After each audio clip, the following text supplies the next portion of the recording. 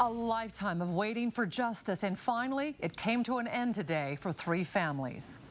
I'm absolutely blown away. I am so excited that we got guilty on all 3 counts for all 3 of these women.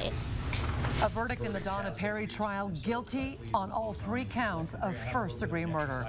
Good evening. Thanks for joining us tonight. I'm Nadine Woodward. Jurors reaching that verdict earlier today in the case that went unsolved for nearly 3 decades. Tonight, KXLY 4 continuing coverage of the case. Kyle Simchuk is live at Spokane Superior Court.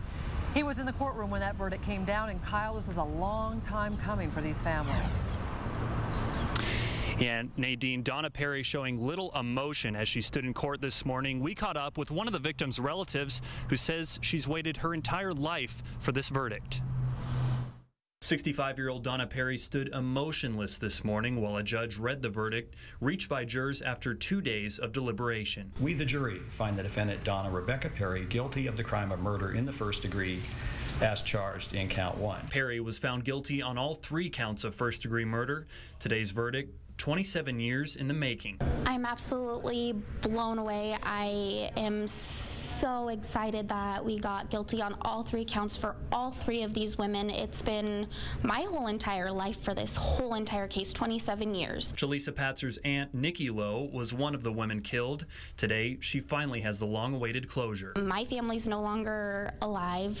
I'm the last living relative for my aunt, and I know myself as well as all the other families are absolutely blown away that we got all 3 counts were guilty. Back in 1990, Donna Perry, formerly Douglas Perry, murdered 3 Spokane women, Yolanda Sapp, Nikki Lowe, and Kathleen Brisboe.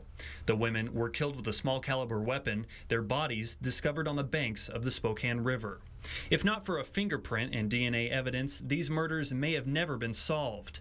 The case went cold for 22 years, but in 2012, Perry was convicted in federal court for being a felon in possession of a firearm. Her DNA was submitted to a national database linking her to the murders.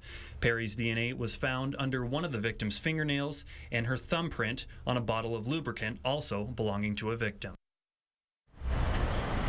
And Perry's sentencing is scheduled for July 24th.